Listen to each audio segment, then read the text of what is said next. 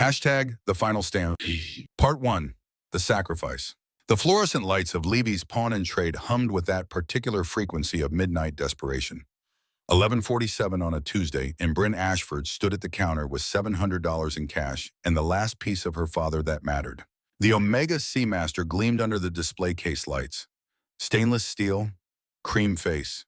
The second hand still ticking with mechanical precision, just like it had on her father's wrist every day of his adult life, until the warehouse fire took him when she was 16. She'd pawned it 4 months ago, $600 to keep the lights on in her one-bedroom apartment in Brookdale.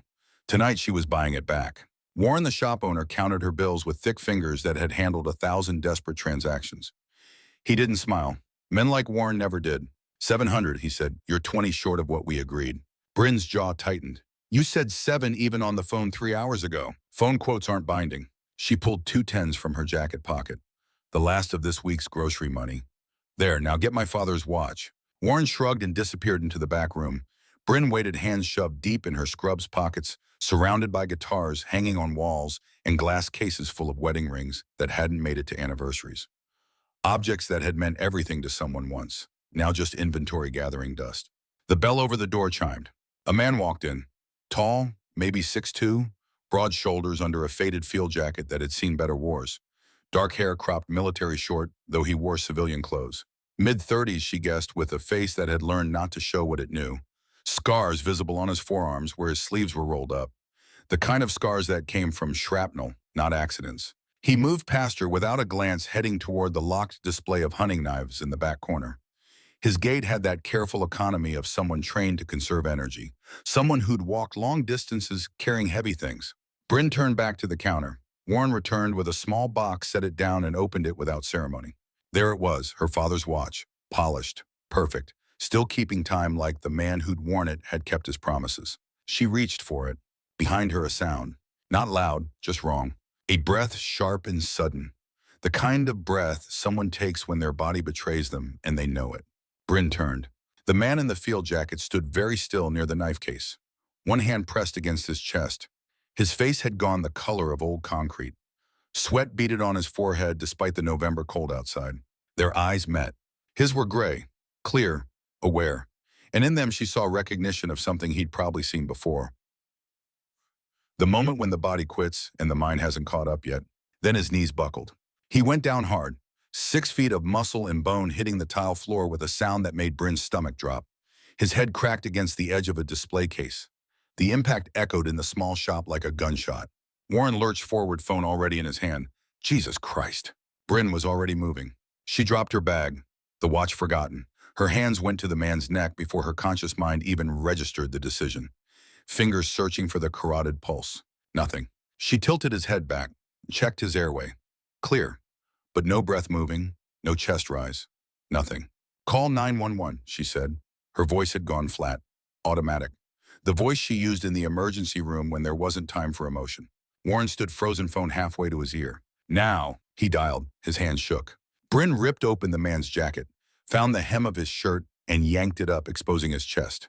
Pale skin, a few scars, one surgical, another that looked like shrapnel had kissed him and decided to let him live. She locked her fingers together, positioned her hands over his sternum, and started compressions. 1, 2, 3, 4. The rhythm took over. The same rhythm she'd performed 100 times in the ER at Highland Medical. Fast, hard, unforgiving. 30 compressions, 2 rescue breaths. Repeat. The world narrowed to this, the floor under her knees, the chest under her palms, the count in her head that measured the difference between life and death. Don't touch him! Warren's voice climbed toward hysteria. You're not on duty. If he dies here, if his family sues. Bryn ignored him. 15, 16, 17. Her arms burned. Sweat dripped into her eyes despite the cold. The man's face stayed gray, lips turning faintly blue. She bent down, sealed her mouth over his, forced air into his lungs. Once, twice, then back to compressions. Ma'am, you need to stop, Warren was saying, his voice somewhere far away. We're not covered for this, the liability. You don't understand. Shut up, Bryn snapped, not looking at him, not stopping. Somewhere in the distance, sirens began to wail. Her world had compressed to this. The hard floor under her knees, the harder plane of his chest under her palms, the count in her head that measured the space between life and whatever came after. Come on, come on. She could feel her father's watch ticking on the counter above her. Every second without oxygen was brain cells dying. Every second was the difference between walking out of here and being carried out in a bag. 30. Breathe. 30. Breathe. Her shoulders screamed. Her lower back was a knot of fire. The sirens grew louder, closer. Then a shudder, faint but real. His chest hitched on its own. A breath, ragged and thin, pulled itself into his lungs without her help. Bryn sat back on her heels, gasping, her hands still trembling with adrenaline. His eyes fluttered, unfocused, confused. A small sound escaped his throat, part groan, part bewilderment at still being alive. "Stay with me," she said, leaning over him, hand on his shoulder. "Paramedics are almost here. You're okay. Stay with me."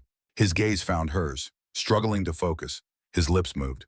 No sound came out at first, then barely a whisper. "Ranger tabs." Bryn frowned. "What?" "You got the eyes," his voice like gravel. "Ranger tabs. You got them." She had no idea what he meant, but she nodded anyway. "Save your strength. Help's coming." The shop door burst open. Two paramedics rushed in with a gurney and a medical kit, their movements brisk and professional. Bryn moved aside, giving them space, but staying close enough to brief them. "Sudden cardiac arrest," she said, her voice steady now. "Clinical. No pulse, no respiration when I found him. Started CPR immediately. Approximately 4 minutes of compressions before he regained spontaneous breathing." The lead paramedic, a woman in her 40s with sharp eyes, glanced at Bryn's badge still hanging around her neck. "Highland Medical Center, emergency room. You're a nurse. ER 5 years." The woman nodded and turned back to the patient, checking vitals, starting an IV line. Her partner was already getting him onto the gurney. They worked fast. Within 90 seconds, they had him stabilized and were wheeling him toward the door. Bryn stood there, hands still shaking slightly from the adrenaline, watching them load him into the ambulance. The man, whoever he was, would live, would wake up tomorrow in a hospital bed, would go back to his life, and she would go back to hers. Warren stared at her like she'd just set his shop on fire. "You shouldn't have done that," he said quietly. Bryn turned to look at him, exhausted, still vibrating with the aftermath of keeping someone alive. "What? You weren't on duty. You're not covered. If he died, if his family sued..." Warren's voice was thin with fear, not for the man who'd almost died, for himself, for his insurance premiums, for the liability that might have landed on his doorstep. Bryn cut him off with a look that could have stripped paint. "A man was dying. That's not the point. That's not the point at all. The point is liability. The point, Bryn said, her voice very quiet now, "is that man is breathing. That's the only point that matters." She grabbed her bag, her father's watch from the counter, and walked out into the cold without another word. The November air hit her like a slap, sharp, clarifying. She stood on the sidewalk for a long moment, watching the ambulance disappear into the night, lights flashing red and blue against the dark buildings. The city hummed around her, traffic, distant voices, the ordinary sounds of people living ordinary lives. Her hands were still shaking. Her phone buzzed in her pocket, a text from Margaret Walsh, the senior nurse on her shift. "Bryn, where are you? Dr. Callahan asking for you." She checked the time. 11:58. She was supposed to be at Highland by midnight for her shift. She typed back, "On my way," had something come up. The walk to her car took 3 minutes. The drive to the hospital took 20. By the time she pulled into the employee parking lot, it was 12:18 in the morning, and her hands had finally stopped shaking. She changed into fresh scrubs in the locker room, pulled her hair back, washed her face in the sink, and looked at herself in the mirror. Same face, same tired eyes, but something different underneath.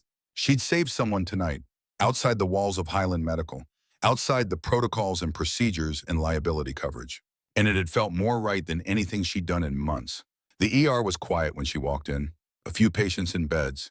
The usual overnight lull before the 3 a.m. rush when the bars closed and the accidents started rolling in. Margaret Walsh looked up from the nurse's station. 52 years old, 20 years at Highland. Gray hair pulled back in a bun, eyes that had seen everything twice. "You okay?" Margaret asked quietly. "Yeah, sorry I'm late." "Don't worry about it." Margaret glanced around, made sure no one was listening. "But Bryn, be careful. Someone was asking about you earlier." "Who?" "Administrator. Donovan Hayes. He wanted to know when you'd be in." Bryn's stomach tightened. "Why?" Margaret shrugged. Barger shrugged. "Didn't say, but it felt wrong. Just watch yourself." The shift passed slowly. Bryn treated a dislocated shoulder, an asthma attack, a teenager who'd gotten drunk and fallen downstairs. The routine rhythm of emergency medicine. But in the back of her mind, something gnawed. Why would the COO be asking about her? By 8 the next morning, Bryn's phone was ringing. She surfaced from sleep like someone dragging themselves out of deep water. Disoriented, heavy-limbed, the phone buzzed insistently on her nightstand. She grabbed it without looking at the screen. "Hello, Bryn, it's Margaret." The tone in Margaret's voice sent ice through Bryn's veins. "What's up? You need to come in. HR wants to see you."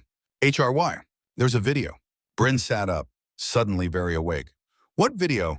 "From last night at the pawn shop. Someone filmed you doing CPR. Margaret hesitated. "It's everywhere, Bryn. 2 million views and climbing. People are calling you a hero." Bryn should have felt relief, maybe even pride. Instead, all she felt was dread. "Why does HR want to see me?" Another pause, longer this time. "Just come in," Margaret said quietly, "as soon as you can." The line went dead. Bryn sat there in the gray morning light, filtering through her apartment's thin curtains. Her father's watch ticking softly on the nightstand beside her. 2 million views. Hero. And HR wanted to see her. Nothing good ever came from HR wanting to see you. She showered fast, threw on clean clothes, dark slacks, a white blouse. The only blazer she owned that didn't have a coffee stain on the sleeve. Professional. Composed. Everything she didn't feel. Her father's watch went on her wrist. The weight of it steadied her. By 9:15, she was walking through the main entrance of Highland Medical Center. The hospital was a sprawling complex of concrete and glass that had been built in the 70s and expanded haphazardly ever since. Inside, it smelled like disinfectant and anxiety. She took the elevator to the 3rd floor. Human Resources lived in a cluster of beige offices with motivational posters about teamwork and excellence. The receptionist, a young guy named Kevin, who usually smiled at her, wouldn't meet her eyes as he directed her to conference room B. The door was already open. Inside sat 3 people. Celeste Armitage, the HR director, a woman in her early 50s with steel gray hair pulled back so tight it looked painful, a face like a closed fist. Donovan Hayes, the chief operating officer, mid-50s with the smooth, PR-friendly face of a man who'd spent more time in boardrooms than hospitals. Expensive suit, expensive watch, expensive teeth. Stephen Burke, the hospital's legal counsel, thin and pale, maybe 43, with wire-rimmed glasses and the nervous energy of someone who knew this meeting was a bad idea but couldn't stop it. None of them stood when she entered. "Ms. Ashford," Celeste said, gesturing to an empty chair across the table. "Please sit." Bryn sat, her hands folded in her lap to keep them from shaking. But not from fear. From anger she was working very hard to control. Celeste opened a folder in front of her and slid a printed screenshot across the table. It was a freeze frame from a video. Bryn on her knees, hands locked over the chest of the man from the pawn shop, her face intense with concentration. Her Highland medical badge clearly visible around her neck. The timestamp read 11:58 p.m. "I assume you've seen this," Celeste said. "I just heard about it this morning." "The video has been shared across multiple platforms," Stephen Burke said, his voice dry and precise. "Facebook, Twitter, TikTok, Instagram, local news outlets have picked it up. By this afternoon, it'll probably be national." Bryn looked at the image, at herself, saving someone's life. "Okay." In the video, Celeste continued, "You're clearly identifiable as a Highland medical employee. Your badge is visible. You're wearing our facility's scrubs." "I just gotten off shift," Bryn said carefully. "I stopped at the pawn shop on my way home." "You were off duty," Donovan Hayes said. It wasn't a question. "Yes. And you performed medical intervention on a civilian without hospital authorization, without proper liability coverage, and while visibly representing this institution." The words landed like stones. Bryn felt something cold and hard settle in her chest. "A man was dying," she said. "I did what I was trained to do." "You exposed this hospital to significant legal risk," Celeste said, her voice flat, final. "If that man had died, if his family had decided to sue Highland Medical, would have been implicated. Our insurance doesn't cover off-duty interventions performed while staff are identifiable as our employees." "He didn't die," Bryn said, her voice steady. "He's alive because I helped him." Stephen Burke leaned forward slightly. "The outcome is irrelevant to the policy violation, Ms. Ashford. The hospital has clear guidelines about off-duty conduct, particularly when it involves medical procedures that could create liability exposure." Bryn stared at him. This couldn't be happening. "Are you serious right now?" Her voice came out harder than she intended. "A man had no pulse. He wasn't breathing. I had maybe 4 minutes before brain damage became irreversible. You want me to apologize for saving his life? We want you to understand the gravity of what you've done," Donovan Hayes said smoothly, his boardroom voice. practiced, polished. Highland Medical has a reputation to protect. We can't have employees acting without proper authorization and creating situations that reflect poorly on this institution. The room was very quiet. Bryn looked at each of them in turn. These people in their pressed suits and polished shoes, who'd probably never gotten their hands bloody, who'd never felt a stranger's last breath rattle out and decided to fight for it anyway, who'd reduced a human life to a line item on a risk assessment form. "So what happens now?" she asked. Celeste closed the folder. "Effective immediately, your employment with Highland Medical Center is terminated." The words hit like a punch to the solar plexus. "You're firing me." "This is a termination with cause," Stephen Burke clarified, "based on policy violations. You'll receive your final paycheck minus any outstanding—" "I saved someone's life," Bryn interrupted, her voice rising. "That's what you're firing me for doing exactly what you trained me to do, for being a nurse." "You acted outside the scope of your employment," Celeste said. "You created a liability situation. You left us no choice." Bryn stood up, so fast her chair scraped backward. "No choice." She looked at them, really looked at them. "You're choosing to fire a nurse for doing exactly what nurses are supposed to do. You're choosing profit over people, policy over patients, and you're doing it while looking me in the eye and pretending you don't have a choice." "This meeting is over," Celeste said, standing as well. "Security will escort you to collect your personal items from your locker. Your badge and access card need to be surrendered immediately." Bryn wanted to scream, wanted to flip the table, wanted to tell them all exactly what kind of cowards they were. Instead, she took a breath, pulled her badge off her neck, and set it on the table with a quiet click. "You should be ashamed," she said softly. None of them responded. She walked to the door, opened it herself, stepped into the hallway. A security guard was waiting. Tom Ramirez, a guy she'd chatted with 100 times during night shifts. He looked miserable. "I'm sorry, Bryn," he said quietly as they walked toward the elevators. She didn't trust herself to answer. They rode down to the ground floor in silence. Tom escorted her to the locker room, stood outside while she gathered her things. Everything fit in a canvas tote bag, spare scrubs, protein bars, a photo of her and her father from before the fire, a paperback novel she'd been reading during breaks, a coffee mug someone had given her for her birthday 3 years ago. 5 years of her life, reduced to what could fit in a shopping bag. As they walked through the emergency department on the way out, Bryn saw her coworkers, nurses and doctors she'd worked alongside for years. Some glanced away quickly. A few offered sad smiles. Nobody spoke. Nobody stood up. Dr. Thomas Callahan stood near the nurses' station, the chief of emergency medicine. 58 years old, Gulf War veteran, Purple Heart, a good man trapped in a bad system. He looked at her. Their eyes met, and in his face she saw guilt, shame, the knowledge that he should have fought for her and hadn't. He opened his mouth, closed it, said nothing. Bryn kept walking. Margaret was there too, standing by the supply closet, tears in her eyes. "I'm sorry," Margaret mouthed. Bryn nodded. What else was there to say? Outside, the November sun was weak and distant. She stood on the sidewalk in front of Highland Medical Center, the place that had been her purpose and identity for 5 years, the building where she'd learned to be a nurse, where she'd saved lives, where she'd found meaning after her father died. And now it had spit her out like she was nothing. She felt untethered, adrift. Her phone buzzed, a text from an unknown number. "Just saw the video. You're amazing." Another buzz, another message from someone she didn't know. Her phone started vibrating continuously as notifications flooded in. Texts, emails, social media alerts, strangers praising her, news outlets requesting interviews, people calling her a hero. None of it changed the fact that she was unemployed. None of it paid rent. None of it gave her back what Highland had taken. Bryn silenced her phone and started walking. The apartment felt smaller when she got back, the walls closer together. She dropped her bag by the door and stood in the middle of her tiny living room, staring at nothing. Her phone was still blowing up despite being on silent. She finally looked at it. The video had over 4 million views now. The comments were overwhelmingly positive. People sharing it, tagging friends, calling her brave and selfless and a hero. Someone had started a hashtag #NurseBryn. A local news site had already published an article.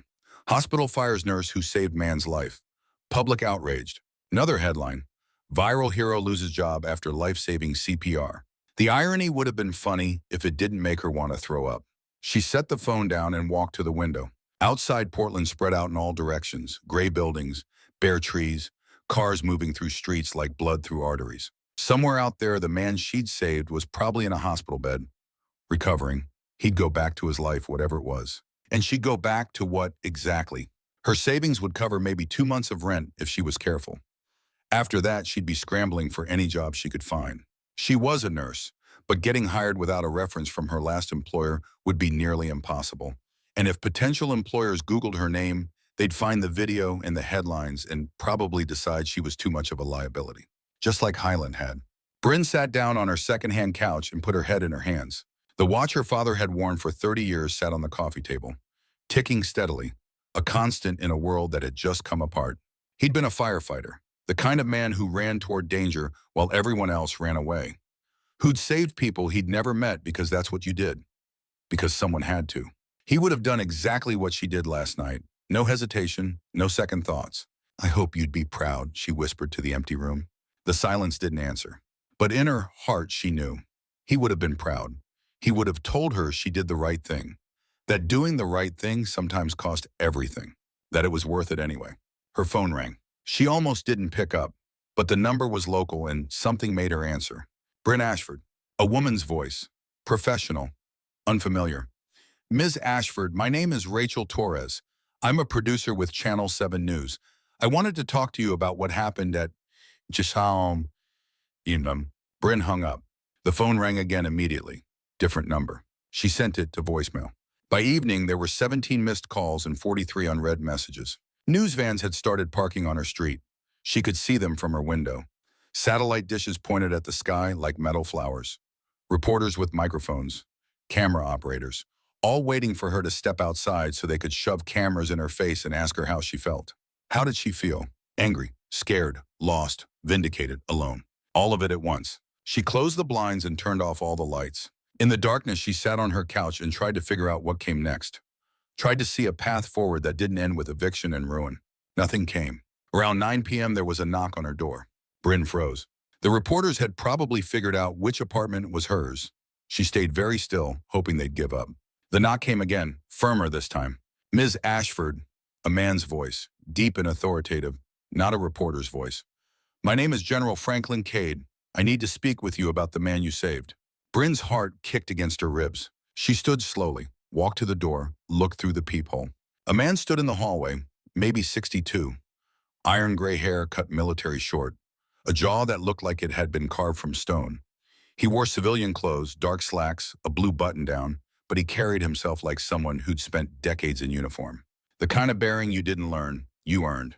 Beside him stood a younger man, 30s, also in civilian clothes, also with that unmistakable military posture. Bryn's hand hesitated on the deadbolt. "Who are you?" she called through the door. "General Franklin Cade, United States Army, retired." The older man's voice was steady, patient. "This is Captain Michael Ross. We need 5 minutes of your time. It's urgent." "What's this about?" "The man you performed CPR on last night. His name is Ryder Thornton. He's not just anyone, Ms. Ashford. He's a Navy SEAL conducting classified operations.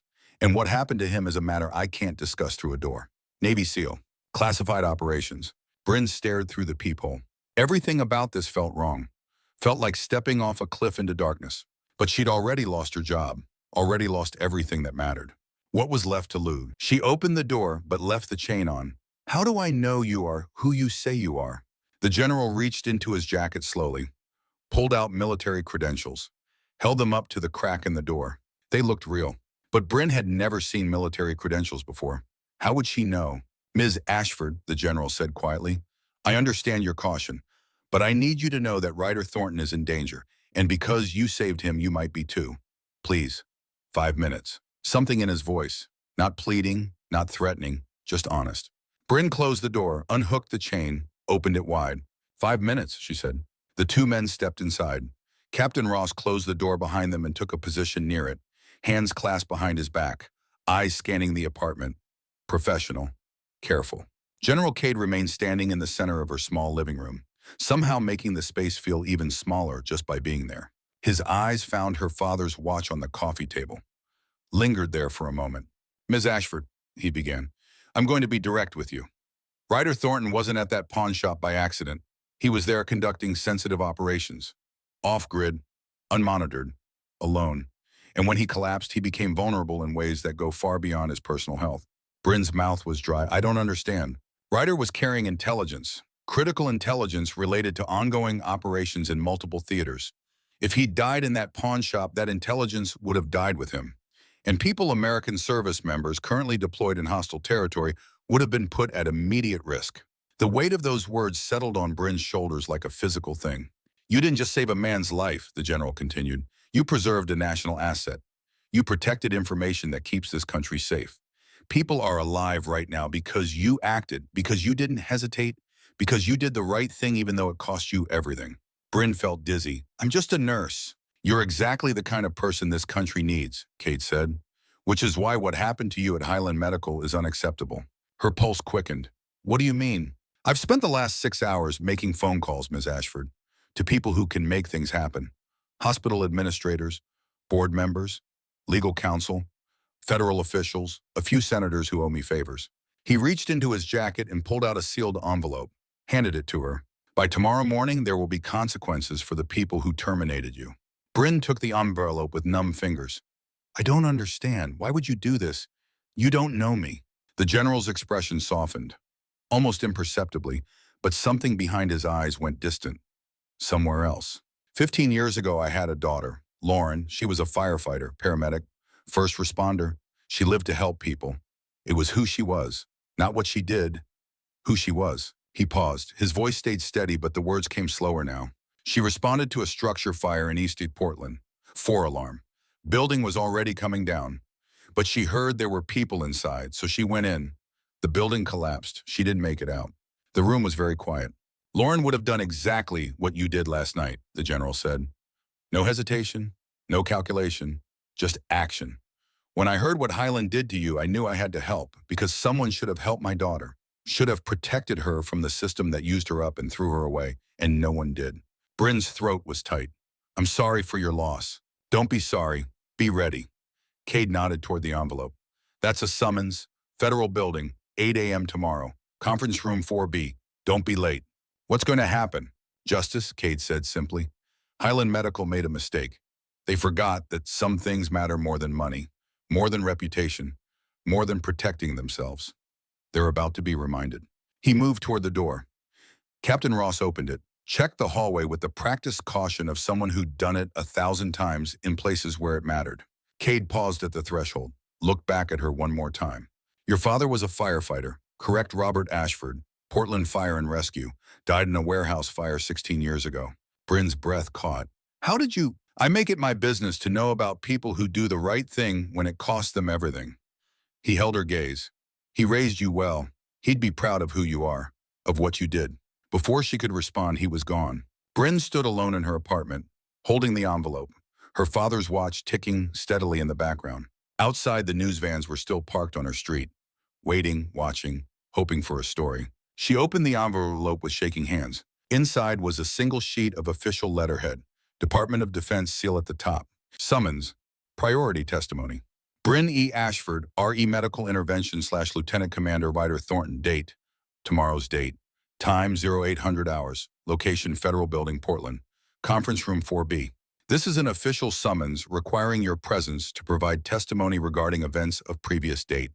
This matter involves classified information and national security interests. Failure to appear may result in legal consequences. At the bottom in sharp, precise handwriting, they made a mistake. Tomorrow we correct it. FC. Bryn read it 3 times. Then she sat down on her couch, set the letter on the coffee table next to her father's watch, and tried to comprehend what was happening. Somewhere in the city, Ryder Thornton was recovering. Somewhere in their comfortable homes, the people who'd fired her were probably sleeping soundly. Tomorrow, everything would change. She just didn't know how yet. Around 11:30, another knock. Bryn jumped, her nerves already frayed. She looked through the peephole. A woman stood in the hallway. Early 60s, silver gray hair and a professional cut, sharp suit, the bearing of someone used to authority, used to being listened to. Bryn opened the door a crack. Ms. Ashford, I apologize for the late hour. The woman's voice was measured, careful. My name is Senator Elizabeth Monroe. I'm on the Armed Services Committee. I've been following your situation very closely. May I have just a moment of your time? Bryn should have said no, should have closed the door, gone to bed, prepared for whatever tomorrow would bring. But 2 things stopped her. First, the woman's eyes. They were kind, genuinely kind. Second, she was already in so deep that one more conversation wouldn't make it worse. She stepped aside, let another stranger into her shrinking world. Senator Monroe entered, took in the apartment with a quick assessing glance. The sparse furniture, the second-hand couch, the single photo of Bryn and her father, the watch on the coffee table. She turned to face Bryn. "I'll be brief," she said. "What Highland Medical did to you is unconscionable. You saved the life of a decorated service member conducting sensitive operations, and you were punished for it. That sends a terrible message, not just to you, but to every civilian who might hesitate to help someone in uniform because they're afraid of consequences. I didn't know he was military when I helped him." "Exactly, which makes what you did even more remarkable." Monroe's eyes were sharp, intelligent. "Ms. Ashford, I want to help you. I'm introducing a resolution in the Senate commending your actions. I'm pushing for comprehensive reviews of Good Samaritan protections as they apply to medical professionals. And I'm making absolutely certain that Highland Medical faces consequences." General Cade said they're already being investigated. "Yes, by the Department of Defense. But public opinion matters too. Congressional pressure matters." Monroe pulled out a business card, handed it to Bryn. "I'm holding a press conference tomorrow afternoon, after your federal testimony.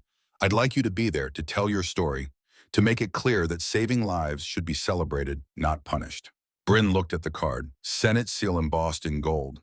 "I'm not looking for attention." "I know, and that's exactly why your voice matters. You didn't do this for glory. You did it because it was right. The public needs to see that to understand what's at stake." Monroe moved toward the door, paused. "Sometimes attention is how we create change," she said. "You didn't ask for any of this, but you're in a position to make a real difference. Not just for yourself, but for every medical professional who might face this choice, who might save someone and be punished for it." The weight of it pressed down on Bryn. All she'd wanted was to buy her father's watch back, to go home, to live her quiet life. Now she was being asked to stand in front of cameras and senators and tell a story she wasn't sure she understood. "I'll think about it," she said finally. "That's all I ask." Monroe smiled, a real smile. "Your father would be proud of you, Ms. Ashford. What you did took real courage. Don't let bureaucrats convince you otherwise." Then she was gone too. Bryn stood alone again in her apartment. The night pressed against her windows. The city hummed beyond them. 12 million people living 12 million lives, and somehow hers had become tangled up in federal investigations and senatorial interest in classified operations she knew nothing about. She looked at her father's watch, at the summons, at Senator Monroe's business card. 24 hours ago, she'd been a nurse, employed, stable, known. Now she was unemployed, viral, and somehow at the center of something much bigger than herself. Her phone buzzed one more time. Unknown number. Text message. Bryn's blood went cold as she read it.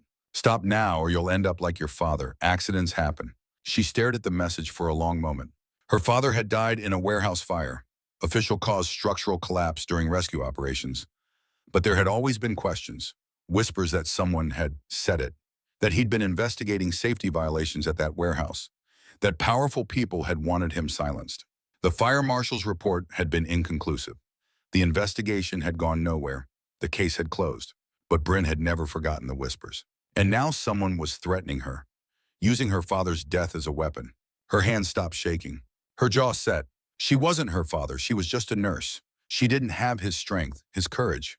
But she had something else. She had nothing left to lose. Bryn typed back 2 words, "Try me." Then she pulled up the contact information General Cade had given Captain Ross before they left. He answered on the first ring. "Miss Ashford." "They just threatened me," Bryn said, her voice steady, hard. "Referenced my father's death. Told me to stop or I'd end up the same way." Silence on the other end. Then, "Forward me the message. Now I'll have people trace it." Bryn sent the screenshot. "General Cade," she said, "I want to fight. Whatever's happening here, whatever this is, I'm not backing down. They took my job. Fine. But they don't get to threaten me and walk away. They don't get to use my father's death as a weapon." She could hear something like approval in his voice when he answered. "Ms. Ashford, I was hoping you'd say that. Get some sleep. Tomorrow morning at 0800 we go to war. And this time we're going to win." The line went dead. Bryn set down her phone, put her father's watch on her wrist where it belonged. And for the first time since Highland Medical had fired her, she felt something other than fear. She felt ready. Outside, the news vans kept their vigil. Reporters waiting for tears, for drama, for a victim to parade on camera. But Bryn Ashford wasn't a victim. Not anymore. Inside her small apartment, she made coffee, pulled out the clothes she'd wear tomorrow. Business professional. Composed. strong. She sat at her tiny kitchen table and thought about her father, about the man who'd run into burning buildings because someone had to, who'd taught her that doing the right thing wasn't always easy, that it sometimes cost everything, that it was worth it anyway. She thought about the man she'd saved, Ryder Thornton, Navy SEAL, carrying intelligence that protected people she'd never meet. She thought about Lauren Cade, General Cade's daughter, firefighter, paramedic, dead at 38 because she'd run into a burning building to save people. All of them connected by one simple truth. Some things mattered more than safety, more than careers, more than protecting yourself. Some things were worth the sacrifice. Bryn finished her coffee, set the cup in the sink, looked out her window at the sleeping city. Tomorrow she would walk into that federal building.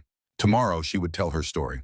Tomorrow Highland Medical would learn that firing her had been the biggest mistake they'd ever made. She went to bed early, set her alarm for 6 a.m., lay in the darkness and listened to the city breathe. And somewhere between midnight and dawn, Bryn Ashford stopped being afraid. Part 2. The Storm. The federal building rose 20 stories into the Portland sky, all granite and glass and authority. Bryn stood on the sidewalk across the street at 7:45 in the morning, looking up at it, and felt something settle in her chest. Not fear, certainty. She'd dressed carefully. Navy blue suit that had cost 2 weeks of grocery money 3 years ago. White blouse, low heels, hair pulled back in a professional bun, minimal makeup, her father's watch on her wrist. She looked like she belonged here. She felt like she was walking to her execution. The morning was cold, November wind off the river cutting through the buildings. Commuters rushed past her. People with jobs to get to, lives to live. Normal problems. Bryn crossed the street. Security was tight. Metal detectors, bag searches, stern-faced guards who checked her ID 3 times before allowing her through. A young woman in a dark suit met her in the lobby. Ms. Ashford, professional smile, firm handshake. I'm Amanda Pierce, liaison officer. If you'll follow me. They took an elevator to the 14th floor. The hallway was all polished floors and government-issue artwork. Landscapes of places Bryn had never been mounted in identical frames. Amanda's heels clicked rhythmically as they walked. Do you know what this is about? Bryn asked. Amanda glanced at her. I'm just here to make sure you find the right room. Which wasn't an answer.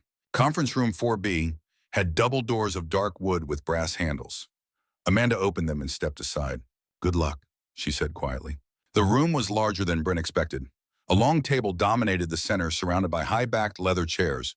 Windows along one wall offered a view of the city stretching toward the mountains. 8 people were already seated. General Franklin Cade sat at one end of the table in full-dress uniform now. Ribbons and medals arrayed across his chest like armor. Next to him was Captain Ross, equally formal. A man Bryn didn't recognize occupied the next seat. Maybe 60, 4 stars on his shoulder boards. Admiral, she guessed, though she didn't know enough about military rank to be sure. Beside the admiral sat a woman in her 60s. Silver hair, penetrating gray eyes, a face that had seen everything twice and wasn't impressed. On the opposite side of the table sat 3 people Bryn did recognize, and her stomach dropped. Celeste Armitage from Highland Medical HR, looking significantly less confident than she had yesterday morning. Donovan Hayes, the COO, staring at the table in front of him like he was trying to will himself somewhere else. Stephen Burke, the legal counsel, face pinched and pale. The 8th person was another woman. 40s, sharp suit, sharp eyes, taking notes on a legal pad.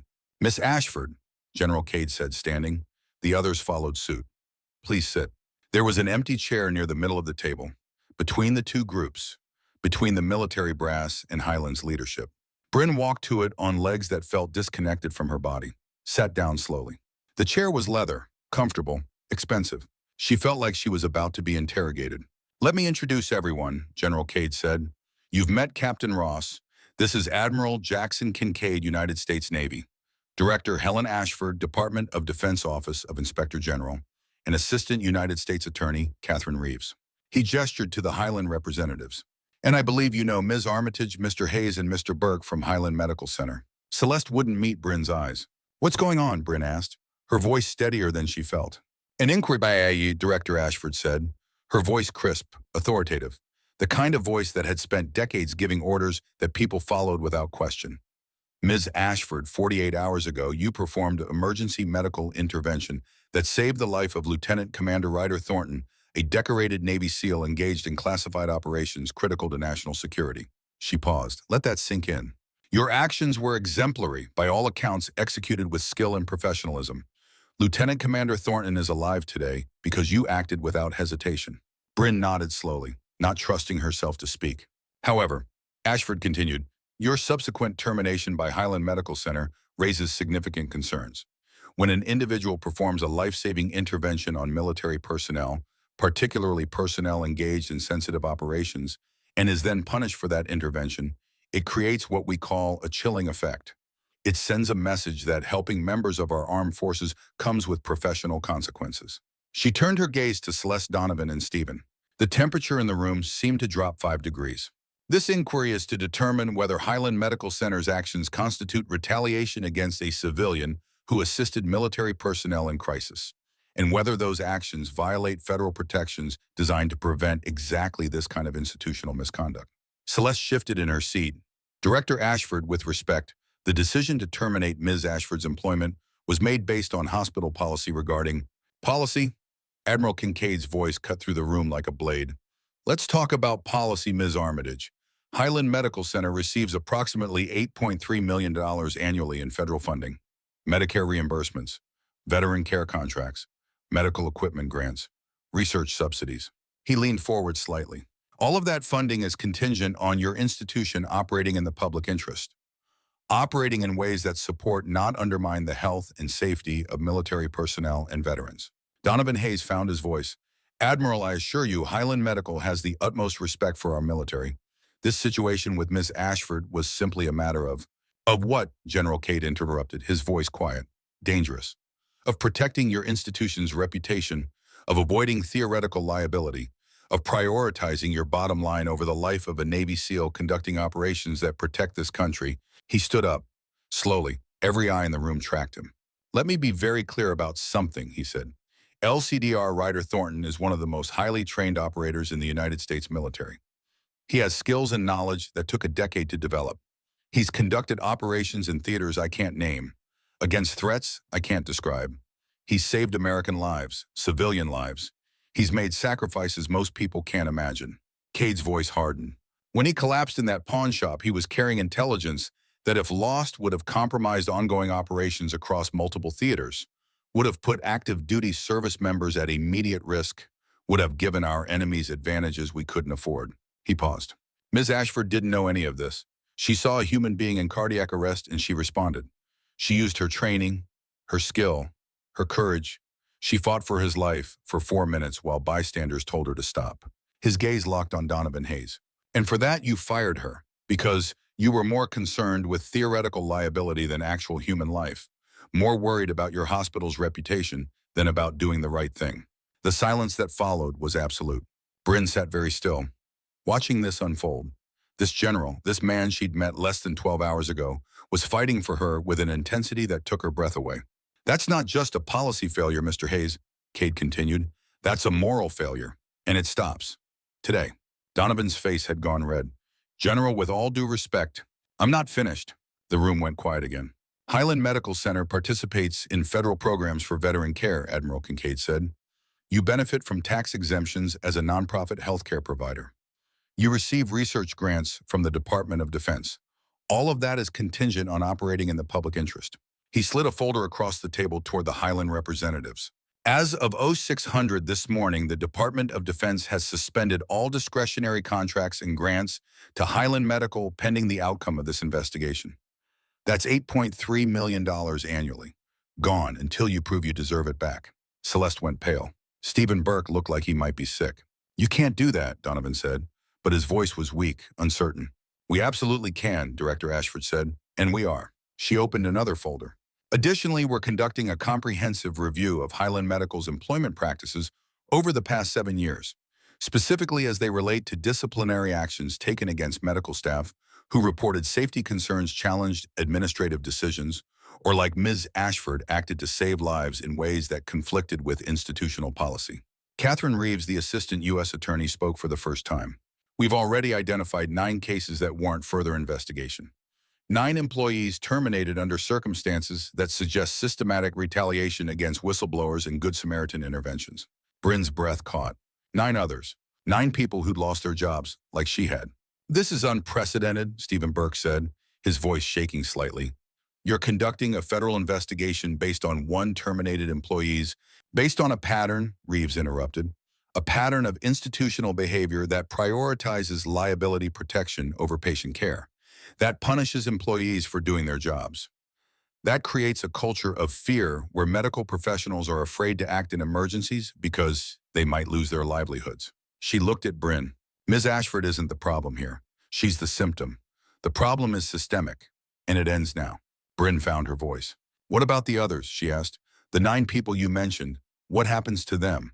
That depends, Director Ashford said, on what we find, on how cooperative Highland Medical chooses to be, on whether they're willing to reform, or whether they'd rather fight us and lose everything. She turned back to Celeste and Donovan. So let me ask you directly, are you prepared to cooperate with this investigation, to provide full access to personnel records, termination files, and settlement agreements? To answer questions honestly and completely, Celeste and Donovan exchanged glances. Stephen Burke leaned in, whispered something Bryn couldn't hear. Donovan cleared his throat.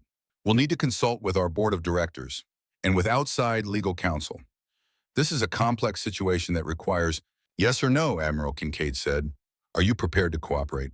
Another pause. Yes, Celeste said quietly. We'll cooperate. Good. Director Ashford closed her folder. You'll receive a formal document request within 24 hours. You have 72 hours to comply. Failure to do so will result in escalated enforcement actions. She stood up.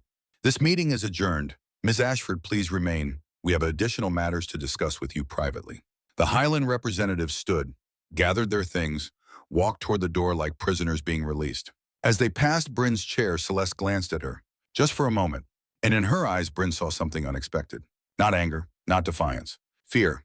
The door closed behind them. Bryn was alone now with General Cade, Admiral Kincaid, Director Ashford, Captain Ross, and Attorney Reeves. 5 of the most powerful people she'd ever been in a room with. And they were all looking at her. Ms. Ashford, Admiral Kincaid said, what just happened here is the beginning, not the end. Highland Medical will fight back. They'll hire expensive lawyers. They'll try to paint you as someone looking for attention, for a payday. They'll make your life very difficult. I understand. Do you, Director Ashford, lean forward? Because this is going to get ugly. The media will dig into your background, your finances, your personal life. Every mistake you've ever made will be examined, broadcast, used against you. Bryn met her gaze steadily. They already took my career, my livelihood. They already destroyed what I spent 5 years building. And last night someone threatened me, referenced my father's death, told me to stop or I'd end up the same way. She pulled out her phone, showed them the message. General Cade's expression went very still, very cold. When did you receive this? Midnight. And you didn't think to lead with that information. I forwarded it to you like you asked. Bryn put the phone away. But no, I didn't lead with it, because I'm not afraid anymore. They've taken everything I can lose. The only thing left is the truth, and I'm not letting them take that. Something shifted in the room. Admiral Kincaid smiled, just slightly. Ms. Ashford, he said, LC-Dr. Thornton asked me to convey his gratitude. He's recovering well. Full prognosis is excellent. He'll return to active duty in approximately 6 weeks. I'm glad.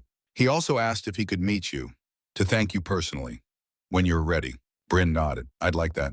There's something else, General Cade said. Several things, actually. First, the death threat you received is now part of a federal investigation. We're tracing the number, we're examining your father's case file, and we're assigning protective surveillance. I don't need protection. You do, and you're getting it whether you want it or not. His tone left no room for argument. Second, Senator Monroe contacted me this morning. She wants you at a press conference this afternoon. 2 p.m. City Hall steps. Are you willing? Yes. You'll be asked difficult questions, personal questions, questions designed to make you look bad. Can you handle that? Bryn thought about her father, about running into burning buildings, about doing the right thing when it cost everything. I can handle it. Third, Director Ashford said, we need you to understand something. This investigation is bigger than Highland Medical. We believe they're part of a network, other hospitals, other healthcare systems, all using similar tactics to silence employees who challenge them, who report problems, who save lives in ways that create liability. How many others? We don't know yet. But if our preliminary findings are correct, we're looking at dozens of institutions across multiple states, hundreds of terminated employees, millions in settlement payments designed to keep people quiet. The scope of it was staggering. What do you need from me? Bryn asked. Your testimony, your credibility. Your willingness to be the face of this. Catherine Reeves pulled out a document. We're preparing to convene a grand jury to investigate not just Highland, but the entire pattern. You'd be our primary witness. When, approximately 3 weeks, maybe sooner if things move quickly. Bryn looked at the document, at her name on the first page. United States of America versus Highland Medical Center, et al. I'll do it, she said. You should know, General Cade said quietly, that this will define your life for the foreseeable future. Every news outlet in the country will want to talk to you. You'll be recognized everywhere you go. Your privacy is gone. Your quiet life is gone. I understand. Do you really? He held her gaze. Because once you walk out of this room and into that press conference, there's no going back. You become a symbol, a target, a hero to some and a villain to others. That's what happens when you fight power. Bryn stood up. General Cade, I became a nurse because my father was a firefighter, because he taught me that some things matter more than safety, more than comfort, more than protecting yourself. He died doing the right thing. The least I can do is live doing the same. She looked around the table, at these powerful people who decided to fight for her. I don't want to be a symbol or a hero. I just want to make sure no one else loses their career for saving a life. If that means press conferences and grand juries and giving up my privacy, then that's what it means. I'm in, all the way. The room was quiet for a moment. Then Admiral Kincaid stood, extended his hand. Welcome to the fight, Mrs. Ashford. Bryn shook it, and knew somewhere deep in her bones that her life had just changed forever. The press conference was scheduled for 2 p.m. Bryn had 4 hours. General Cade took her to lunch at a quiet diner 6 blocks from City Hall. Captain Ross came along. So did 2 other people Bryn hadn't met, plainclothes federal agents assigned to her protective detail. They sat in a booth in the back. Bryn ordered coffee she didn't drink and a sandwich she couldn't eat. You need to eat, Cade said. You're going to need the energy. I'm not hungry. Eat anyway. She took a bite. It tasted like cardboard. Cade watched her with those steady gray eyes. Tell me about your father, he said. Bryn set down the sandwich. Why? Because you're about to stand in front of cameras and tell the world your story. I want to make sure you know what that story is, what it means, where it comes from. She was quiet for a moment. Then she started talking. About Robert Ashford, Portland Fire and Rescue, 22 years of service. A man who'd pulled people from burning cars and collapsed buildings, who'd run toward danger his entire adult life. About the warehouse fire, the 4-alarm blaze, the reports of people trapped inside. About how he'd gone in despite orders to wait for backup. About how the building had come down while he was inside. About being 16 years old and watching firefighters carry his body out in a flag-draped casket. The investigation said structural collapse, Bryn said quietly. Faulty supports, old building, bad luck. But there were whispers, people saying someone had said it, that my father had been investigating safety violations at that warehouse, that the owner had connections, had paid someone off to make it go away. Do you believe that? I don't know. The case was closed. My mother couldn't afford lawyers to push for more investigation. And even if it was arson, what difference would it make? He was still gone.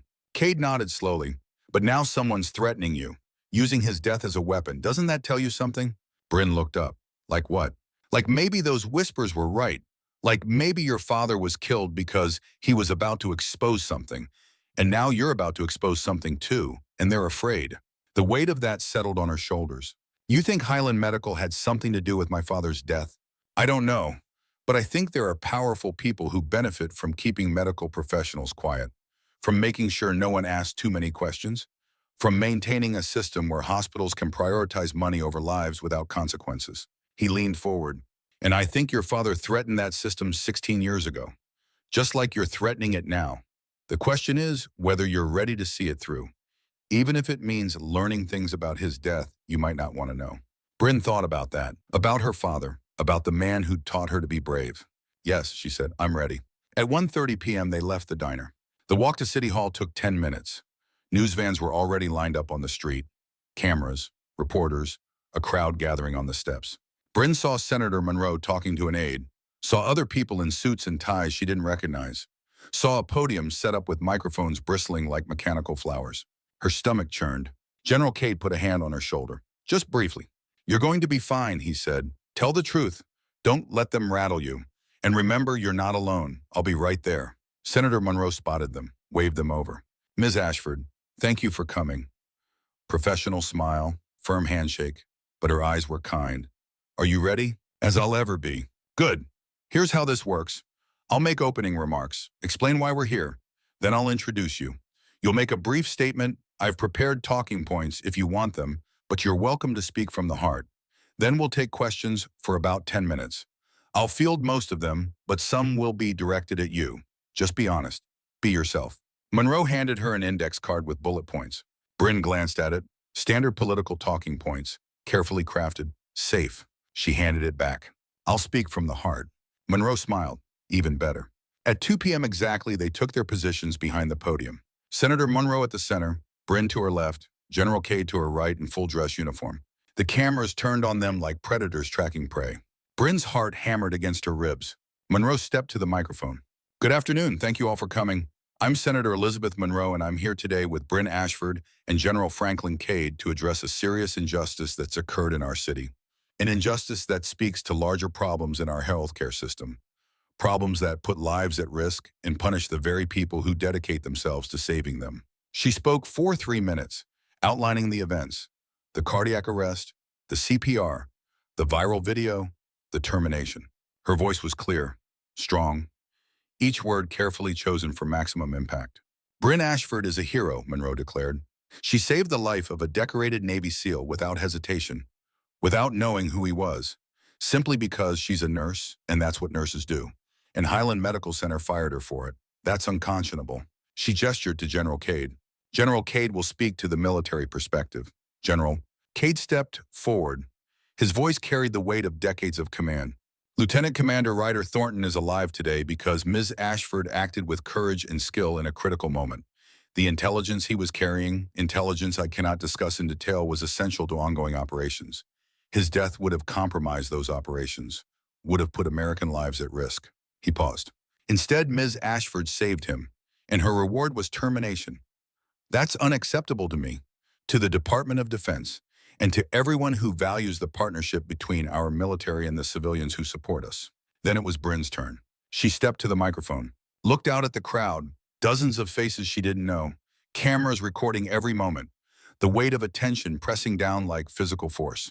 For a moment, she couldn't breathe. Then she thought about her father, about running into that warehouse, about doing the right thing even when it cost everything. She found her voice. My name is Bryn Ashford. 10 days ago, I was an emergency room nurse at Highland Medical Center. Today, I'm unemployed. Her voice was steadier than she felt. I didn't set out to be a hero. I didn't want attention or glory. I was buying back my father's watch from a pawn shop when a man collapsed. When he stopped breathing, when he started dying. She looked directly into the nearest camera. I'm a nurse. When someone is dying in front of me, I don't think about liability or policy or protecting institutions. I think about saving that life because that's what my father taught me. That's what every good medical professional knows in their bones. She paused. But I shouldn't have lost my job for that. Nobody should. And if this attention, if this moment can help change things so that other medical professionals don't face the same retaliation, then maybe something good can come from this. She stepped back from the microphone. The crowd erupted with questions. Bryn, do you plan to sue Highland Medical? Ms. Ashford, how does it feel to be called a hero? General Cade, is this connected to classified operations? Senator Monroe, what legislation are you proposing? Monroe handled most of them with practiced ease, pivoting, redirecting, staying on message. But then a reporter from a conservative outlet raised his hand. Ms. Ashford, some are saying you're just looking for a payday, that you violated hospital policy and now you're playing the victim. What do you say to that? Bryn stepped back to the microphone. I say they're wrong. I'm not looking for money. I'm looking for justice. For myself and for every medical professional who's been punished for doing the right thing. If that makes me a victim in someone's eyes, so be it. But I'd rather be a victim who fought back than someone who stayed silent. Another reporter, Bryn, what will you do now without a job, without prospects? Bryn met the reporter's eyes. I'll keep fighting. I'll testify in federal investigations. I'll tell my story to anyone who'll listen. And I'll make sure Highland Medical and every other institution that prioritizes profit over patients faces consequences. The questions continued for another 10 minutes. Bryn answered the ones directed at her. Simply, honestly, without calculation. By the time Monroe wrapped it up, Bryn's hands were shaking again. But not from fear, from adrenaline, from the rush of having spoken truth to power. They stepped away from the podium, moved toward a waiting car. The press conference was already trending on social media. 8 million views in the first hour. Hashtag Justice for Bryn was the #1 trend nationwide. You did well, General Cade said as they drove away from City Hall. Very well. Bryn leaned her head back against the seat, exhausted. What happens now? Now we wait. Highland Medical will respond. The federal investigation will continue. The grand jury will convene, and you'll be asked to testify multiple times in multiple venues. He looked at her. Your life just changed, Ms. Ashford, in ways you can't fully understand yet. But you handled yourself with grace, with strength. Your father would be proud. Bryn closed her eyes. She hoped that was true. That night, alone in her apartment, Bryn's phone rang. Unknown number. She almost didn't answer, but something made her pick up. Hello, Ms. Ashford. A woman's voice. Unfamiliar. Trembling. My name is Dr. Sarah Blackwell. I was one of the 9 people fired from Highland Medical. I saw your press conference, and I want to help. Bryn sat up straight. Dr. Blackwell, what happened to you? I refused to discharge a stroke patient I believe needed continued observation. The administration overruled me. Discharged him anyway. He had a second stroke 12 hours later. Died 3 days after that. I filed a report. Challenged the decision. They terminated me for insubordination 2 weeks later. Paid me $50,000 to sign an NDA and disappear. Her voice broke. I've been living with that guilt for 4 years, knowing I let them silence me, knowing that patient died because I wasn't strong enough to fight. But you're fighting, and I want to fight with you. I'm prepared to break my NDA to testify, to tell the truth about what Highland Medical does to doctors who prioritize patients. Bryn's throat was tight. Dr. Blackwell, breaking an NDA could cost you legal fees, penalties. I know, but I can't live with myself anymore. Not after watching you stand up to them. If you're willing to risk everything, so am I. They talked for an hour. By the time they hung up, Bryn had Dr. Blackwell's full story, her documentation, her willingness to testify. And she had something else, hope. The next morning, attorney Catherine Reeves called. Ms. Ashford, we need to meet. Dr. Sarah Blackwell contacted my office this morning. She's not the only one. We've received calls from 6 of the 9 terminated employees, all of them willing to break their NDAs, all of them willing to testify. What does that mean? It means we have a case, a strong case, not just against Highland Medical, but against their entire pattern of behavior. We're moving up the grand jury timeline. You'll testify in 1 week. 1 week. I'll be ready. Good. Because Ms. Ashford, this is about to get very intense. Highland will fight back. Hard. They'll investigate you. They'll look for anything they can use. Anything in your past. Anything questionable. Are you prepared for that? Bryn thought about it. About her life, her choices, the things she wasn't proud of. A DUI when she was 21. A bad breakup with a coworker that had gotten messy. Credit card debt. Student loans. The normal struggles of being 29 and trying to make it in an expensive city.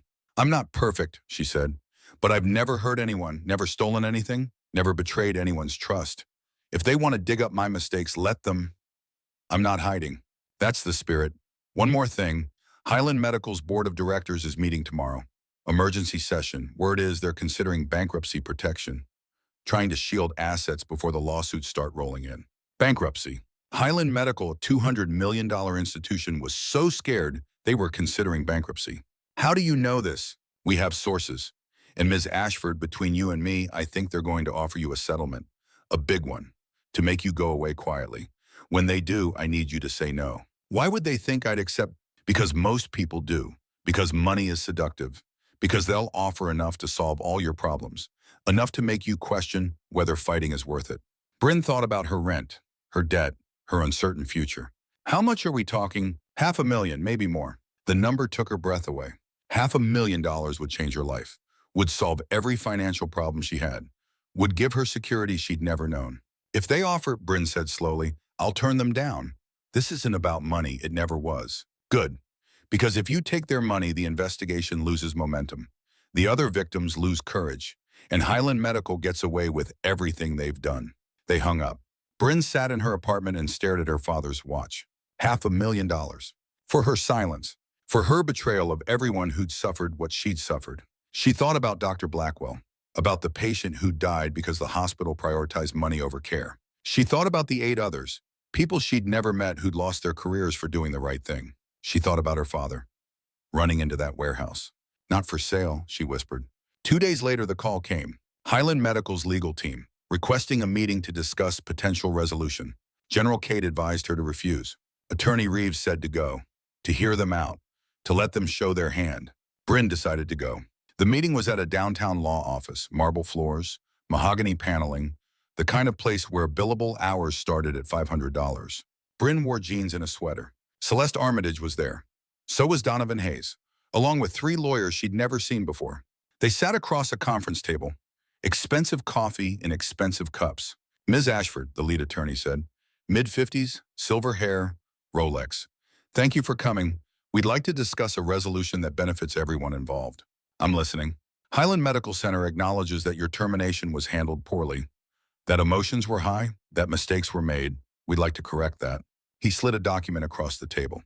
We're prepared to offer you full reinstatement with back pay, a formal apology, an increase in your annual salary, $45,000 in compensation for emotional distress, and an agreement that this matter is resolved and no further legal action will be pursued. Bryn looked at the number, $45,000, plus her job back, plus a raise.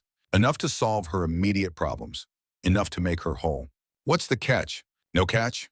Simply an acknowledgement that this was a misunderstanding, that both parties wish to move forward, and that you'll sign a non-disclosure agreement regarding the specific terms. There it was. So you're buying my silence. We're offering a resolution, a path forward that benefits you and allows Highland Medical to focus on what matters: patient care. Bryn sat back in her chair, looked at Celeste, at Donovan. They wouldn't meet her eyes. What about the others, she asked. The 9 people you fired before me. Do they get the same offer?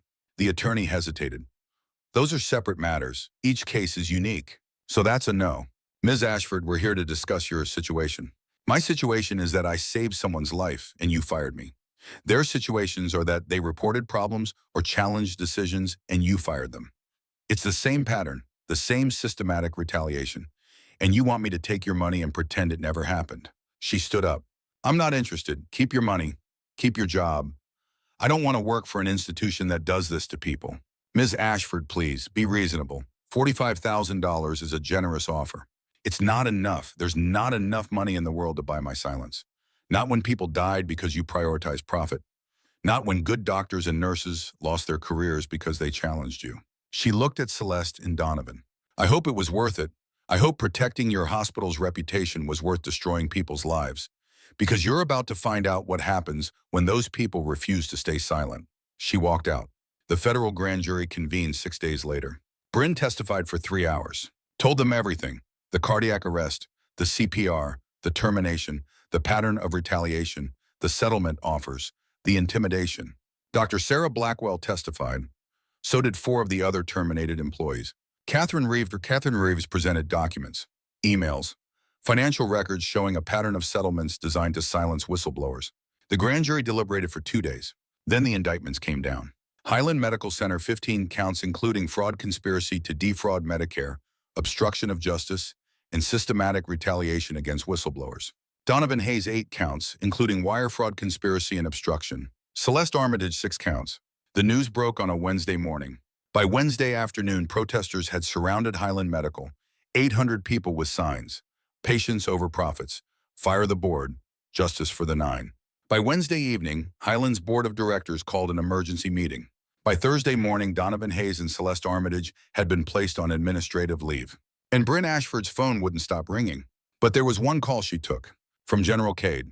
Ms. Ashford, there's someone who wants to meet you. Who? LCDR writer Thornton.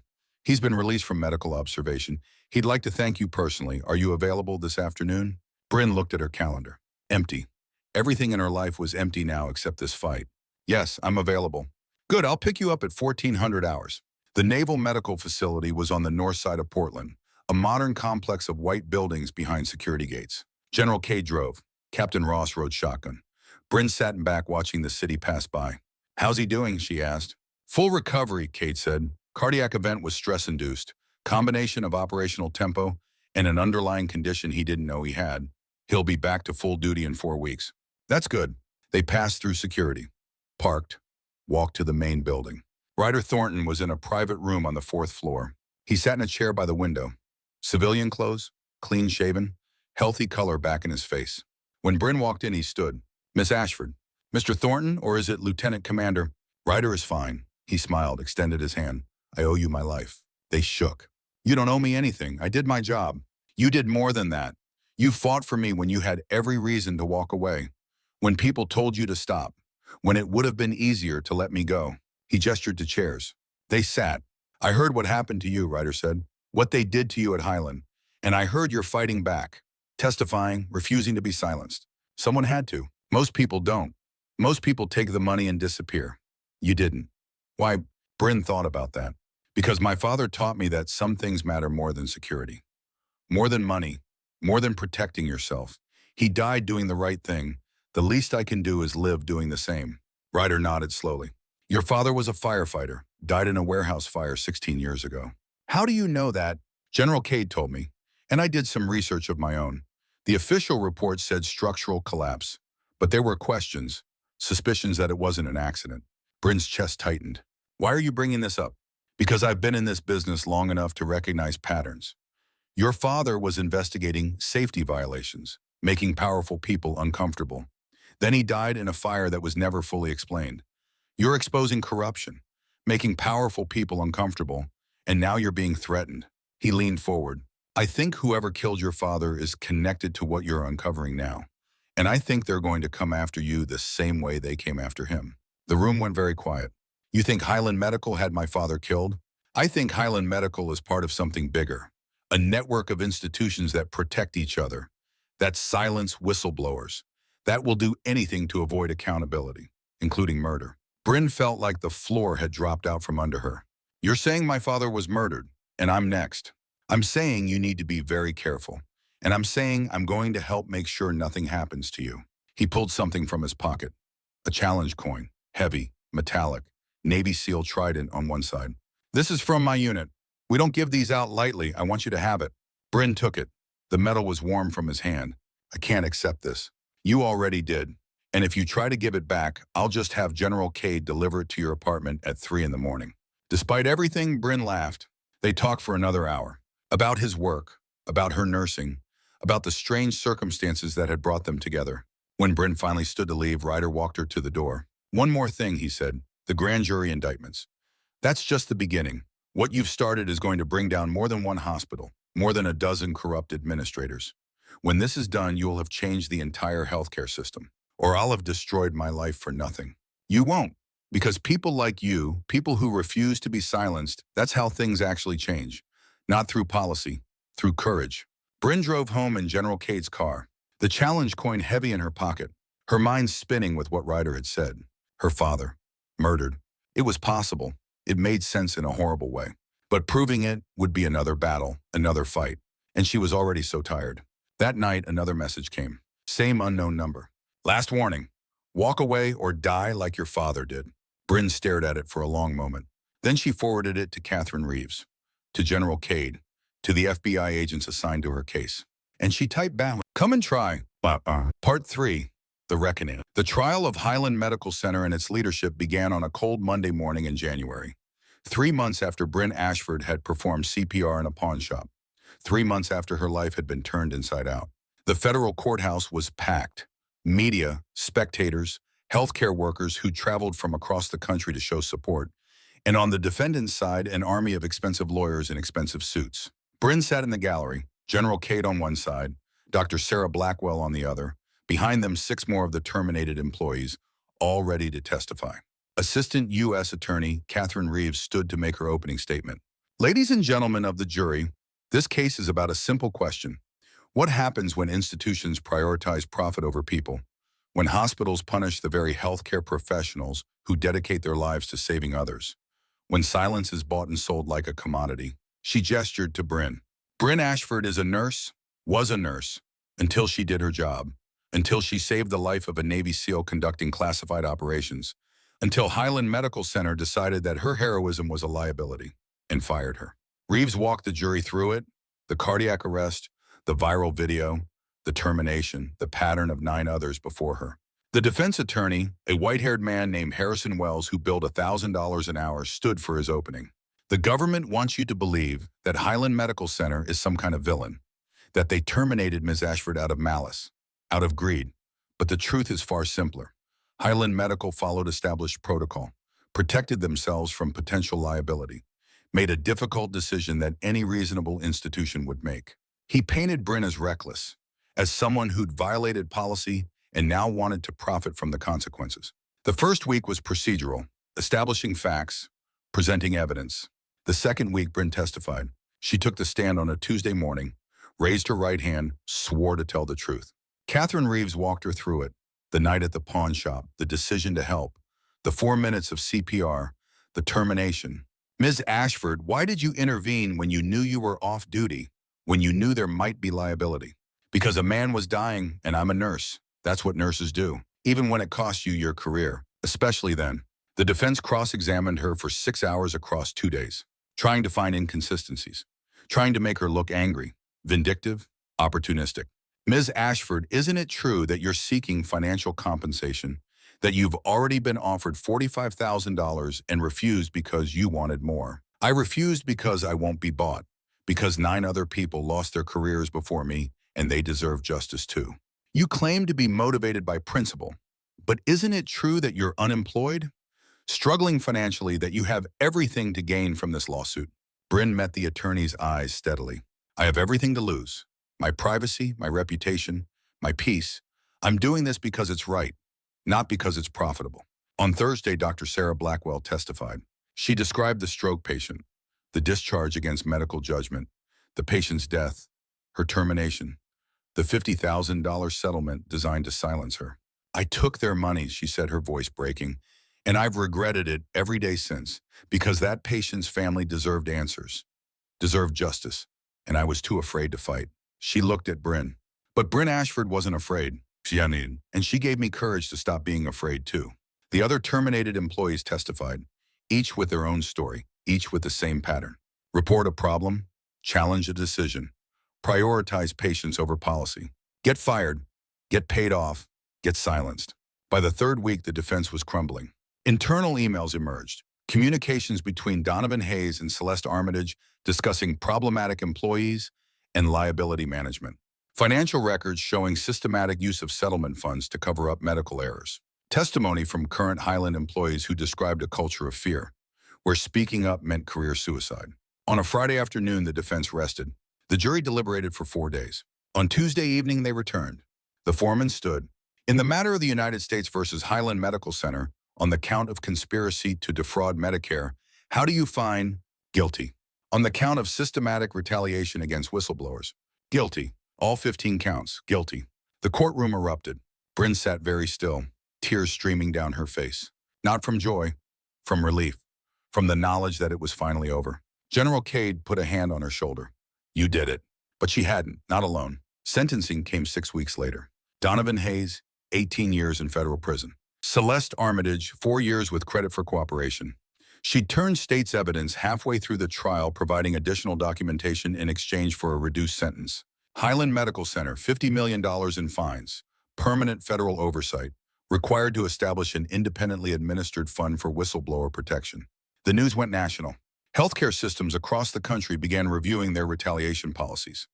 State legislatures introduced whistleblower protection bills, and Bryn Ashford became the face of medical reform. But the fight wasn't over. Because 2 weeks after sentencing, Catherine Reeves called with news. Ms. Ashford, we've been investigating the threats you received, the references to your father's death, and we found something. What? A connection between Highland Medical's former board chairman and the warehouse where your father died. The chairman's brother-in-law owned that building. Your father's investigation would have cost him millions in renovations and back taxes. Bryn's world tilted. Are you saying? I'm saying we've reopened your father's case, and we're finding evidence that his death wasn't accidental, that someone tampered with the building supports, created a collapse zone, and that the fire marshal's investigation was compromised. 16 years. 16 years of wondering, of whispers, of suspicion without proof. Can you prove it? We're building a case. It'll take time. But yes, I think we can prove your father was murdered, and I think we can bring his killers to justice. Bryn sat down. Her legs wouldn't hold her anymore. What do I need to do? Nothing, just live your life. Testify when we ask, and let us handle this. They hung up. Bryn sat in her apartment, the same small apartment where this had all started, and cried. For her father, for the 16 years of not knowing, for the justice that was finally coming. That night, General Cade visited. He brought dinner, Chinese takeout from a place down the street. They ate in comfortable silence for a while. Then he spoke. Catherine Reeves briefed me about your father's case.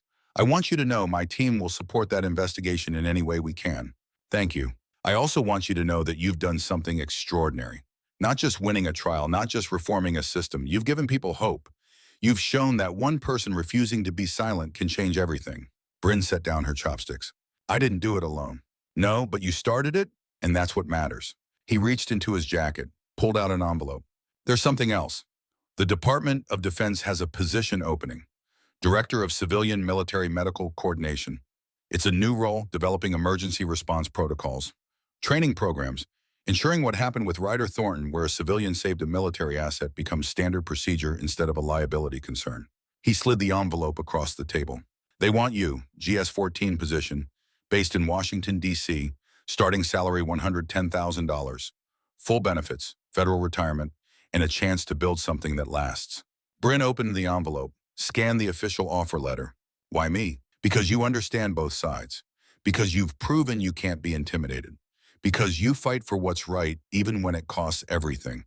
Those are the exact qualities we need. She read through it twice. A federal job, security, purpose, a chance to build something meaningful. When would I start? As soon as you're ready. Take time, process everything that's happened. When you're ready to move forward, we'll be waiting. Bryn thought about it. About Portland, about the city where her father had died, where she'd lost everything and found herself. About Washington, about a new beginning, about building instead of fighting. I'll take it, she said, but I need 2 months. To finish here, to make sure my father's case is solid, to see it through. Absolutely. They finished dinner. General Cade left around 10 p.m. Bryn stood at her window, looking out at the city lights. Somewhere out there, her father's killers were probably sleeping soundly, not knowing that justice was coming for them after 16 years. Somewhere else, Ryder Thornton was back on active duty, conducting operations that kept people safe. Somewhere in a federal prison, Donovan Hayes was learning that actions had consequences. And here in this small apartment, Bryn Ashford was planning her next chapter. Not as a victim, not as a nurse who'd lost her job, as a director, a leader, a person who'd fought power and won. The trial of the conspirators in her father's death took another year. Bryn testified about growing up, about the fire, about the whispers she'd heard but couldn't prove. Federal investigators testified about building supports that had been weakened, about accelerants found at the scene, about financial records showing payments to a known arsonist. The warehouse owner's brother-in-law, Highland's former board chairman, was convicted of conspiracy to commit murder. 25 years. The arsonist who'd actually set the fire got life, and Robert Ashford's name was finally cleared. Not just a tragic accident, a hero murdered for doing his job. On the day of sentencing, Bryn wore her father's watch. She sat in the gallery and listened to the judge read the verdicts. And when it was over, she walked outside into sunshine. General Cade was waiting. How do you feel? He asked. Like I can finally breathe. They walked to his car. You know, he said, my daughter would have liked you. You remind me of her. The same refusal to back down. The same commitment to doing right even when it's hard. I wish I could have met her. She'd have been proud of what you've done. Proud of who you are. They drove to the airport. Bryn's flight to Washington left in 2 hours. Her apartment in Portland was packed up, donated mostly. A few boxes shipped ahead. She was traveling light, starting fresh. You gonna be okay? Cade asked at the terminal. Yeah, I think so. Good. Because we've got work to do, important work. Building systems that protect people instead of institutions. Training the next generation. Making sure what happened to you never happens to anyone else. Bryn smiled. I'm ready. They shook hands. Then Cade pulled her into a brief hug. Your father raised an exceptional woman. Don't ever forget that. I won't. 1 year later, Bryn Ashford stood before 200 military and civilian medical personnel at a training conference in San Diego. She'd spent the year building, creating emergency response protocols, developing training programs, establishing the first national registry for medical whistleblower protection. The most important thing to remember, she told the audience, is that in emergency situations, we're not military or civilian. We're medical professionals with one goal: preserving life. The protocols we're implementing today remove barriers that have existed for decades. They protect both patients and the people trying to save them. After the presentation, a young Navy medic approached her. Ma'am, I just want to say I read about what happened to you, what you did for that SEAL, how you fought back when they tried to silence you. It inspired me to report unsafe practices in my unit. I was scared of retaliation, but I remembered your story, and I spoke up anyway. Bryn felt her throat tighten. What's your name? Petty Officer Rebecca Hayes. Well, Petty Officer Hayes, thank you for having the courage to speak up. That's how systems actually improve. Through people like you who refuse to accept dangerous practices. People like you showed us how. That evening, Bryn walked along the San Diego waterfront. The Pacific stretched endless and blue, waves rolling in with steady rhythm. She pulled out her phone, scrolled through her contacts. Messages from Dr. Sarah Blackwell, now reinstated at a different hospital, doing good work. Updates from the other whistleblowers. Most had found new positions, new purpose. A text from Ryder Thornton, photo of his family. Caption, wouldn't be here without you. Thank you. An email from Senator Monroe, legislation passed, federal whistleblower protections for healthcare workers, signed into law. And at the bottom, a final message from General Cade. The Highland Medical Integrity Fund just hit its 100th protected whistleblower. Because of you, 100 people kept their careers and their courage. That's a legacy, Bryn. Be proud. She stood at the water's edge and thought about everything that had led here. A stranger collapsing in a pawn shop, her hands moving automatically. The choice to save a life without calculating the cost. Everything that followed. The firing, the investigation, the threats, the trial, the victory. Her father's vindication after 16 years. And now this, a career helping people, building systems, protecting whistleblowers, making sure no one else had to choose between doing right and keeping their job. Her phone rang, unknown number.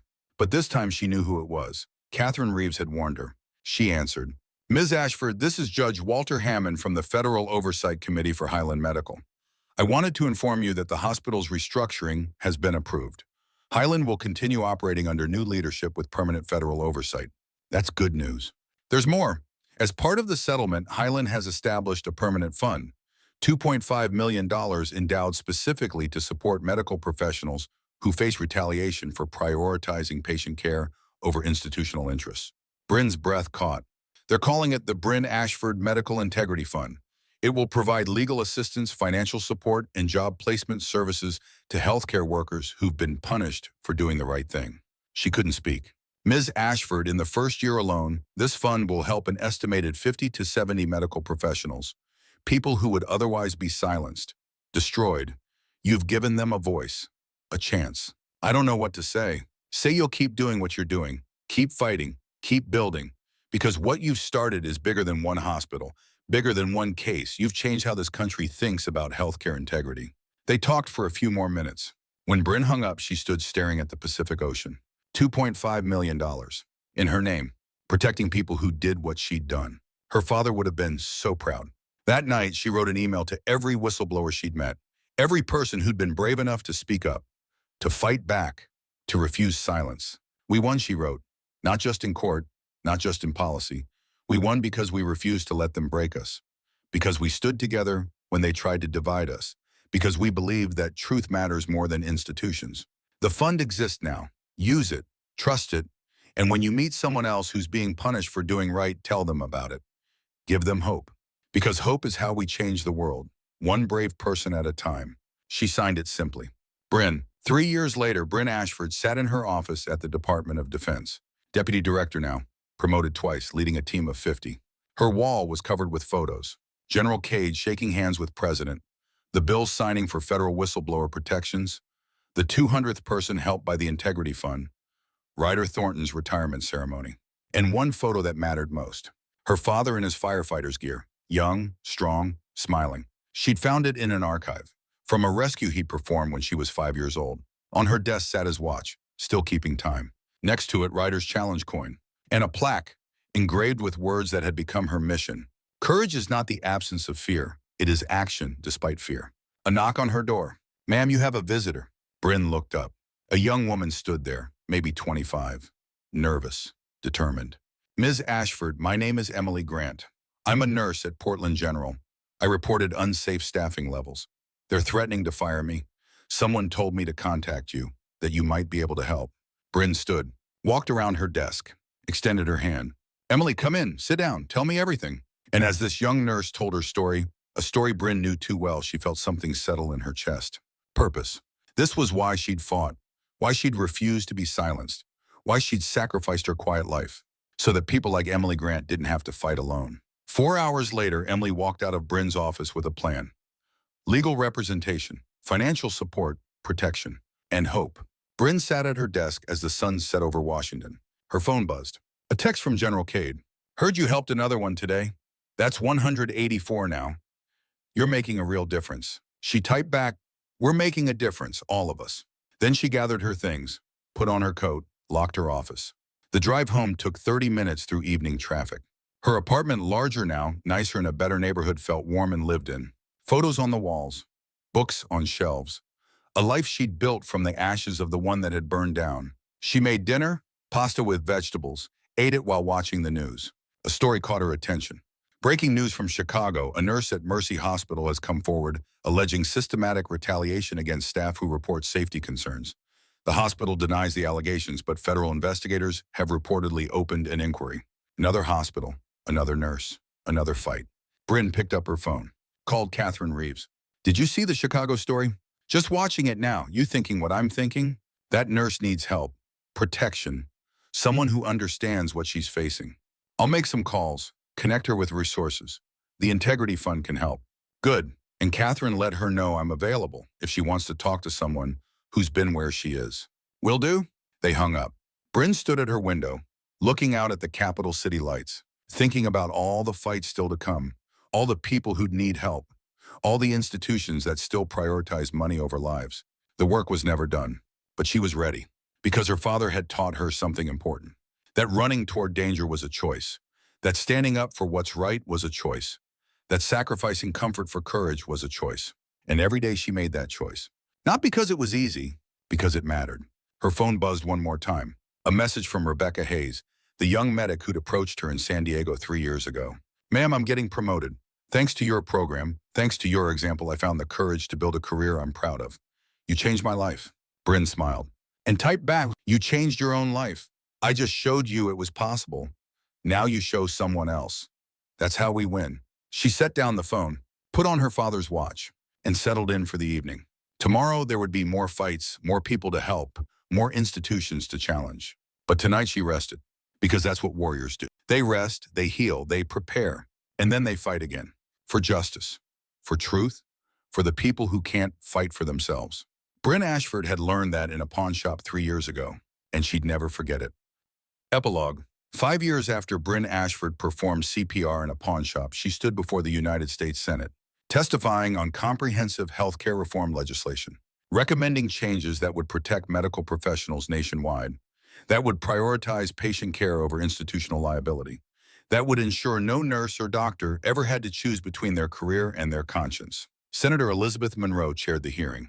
Ms. Ashford, you've become a powerful voice for medical integrity, for whistleblower protection, for putting patients first. What would you say to healthcare workers who are facing retaliation right now, who are scared to speak up? Bryn looked at the cameras, at the people watching across the country, and spoke from her heart. I'd say you're not alone, that there are systems now to protect you, funds to support you, people who've walked this path before and survived. But more than that, I'd say that your voice matters, that speaking truth to power is terrifying and necessary, that doing the right thing will cost you, but silence costs more. She paused. My father was a firefighter. He ran into burning buildings to save people. He died doing that. And for 16 years, I thought that death was meaningless. Random. Just bad luck. Her voice stayed steady. But then I learned he was murdered. Killed because he spoke up about safety violations. Because he refused to be silenced. And I realized his death wasn't meaningless at all. It was a warning, a challenge, a question. She looked directly into the camera. The question is, will you run into the fire? Will you speak up when it costs you everything? Will you do the right thing even when the world tells you to stop? My father's answer was yes. My answer is yes. And I hope yours is too. The hearing room was silent. Then applause. Standing ovation from senators, from spectators, from the healthcare workers who'd come to show support. Bryn sat down and felt her father's watch tick against her wrist, still keeping time, still reminding her what mattered. That evening, the legislation passed committee. 3 months later, it passed the full Senate. 6 months after that, the president signed it into law. The Ashford Healthcare Integrity Act, federal protections for medical whistleblowers, mandatory reporting systems, independent oversight of healthcare institutions, named after her father, after the firefighter who died speaking truth. Bryn was at the signing ceremony, standing next to General Cade, next to Ryder Thornton, next to Dr. Sarah Blackwell, and the other whistleblowers. The president handed her the signing pen. Ms. Ashford, because of you, because of your courage, healthcare in America will be safer. more transparent, more just. Thank you. Bryn took the pen, looked at her father's watch, and knew deep in her bones that he was proud. That she'd taken his sacrifice and turned it into something that would protect millions. That she'd run into the fire and made it out alive and helped others do the same. That was her legacy. That was his legacy. And it would live on long after both of them were gone. The Bryn Ashford Medical Integrity Fund protected whistleblowers, 412 lives saved, countless message. Speak up, stand up, never back down.